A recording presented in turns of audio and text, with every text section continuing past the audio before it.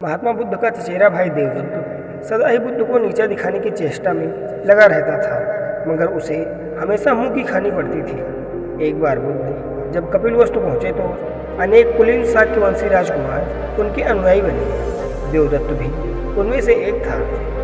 कुछ समय पश्चात देवदत्त ने भी कुछ जादुई शक्तियाँ प्राप्त की और एक बार उनका प्रदर्शन मगध के भावी सम्राट अजातशत्रु के समक्ष किया। वहाँ वह एक शिशु के रूप में प्रकट हुआ जिसने सांप की मेखला बांधी हुई थी। तभी से अजातशत्रु उसे परम आदर की दृष्टि से देखा करता था। कुछ दिनों बाद देवदत्त मगध से वापस लौटकर जब संघ में आया तो उसने स्वयं को बुद्ध से श्रेष्ठ घोषित किया और संघ का नेतृत्व करना चाहा।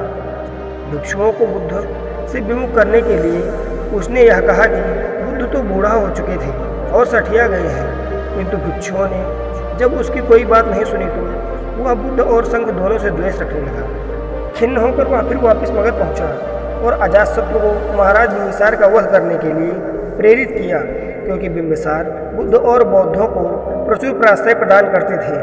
प्रारंभिक दौर में बिम्बिसार को मरवाने की उसकी योजना सफल नहीं हुई, अतः उसने 16 धनुर्धारियों को बुद्ध को मरवाने के लिए भेजा, किंतु महात्मा बुद्ध के व्यक्तित्व से प्रभावित होकर उनके सारे अनुयायी बन गए। क्रोध में देवदत्त ने तब बुद्ध को ब्रीडकूट पर्वत की चोटी से एक चट्टान लुढ़काया, जिसे पहाड़ से ही उत्पन्न 2 बड़े पत्थरों ने रास्ते में ही रोक लिया। देवदत्त के क्रोध की सीमा न रही। उसने एक दिन मगधराज के अस्तबल में जाकर एक विशाल हाथी नालागिरी को नशीली दवा पिलाकर बुद्ध के आगमन के मार्ग में भेज दिया। नालागिरी के आगमन से सैकड़ों में खलबली मच गई और लोग जहाँ तहाँ भाग खड़े हुए। तभी बुद्ध भी वहाँ से गुजरे। ठीक उसी समय एक घबराई महिला अपने बच्चे को हाथी के सामने से छोड़ भाग खड़ी हुई। जैसे ही नालागिरी ने बच्चों को कुचलने के लिए अपने पैर आगे बढ़ाए, बुद्ध उसके ठीक सामने जाकर खड़ी हो गई। उसने हाथी के सिर को थपथपा किया। बुद्ध के स्पर्श से नालागिरी उसके सामने घुटने टेक कर बैठ गया।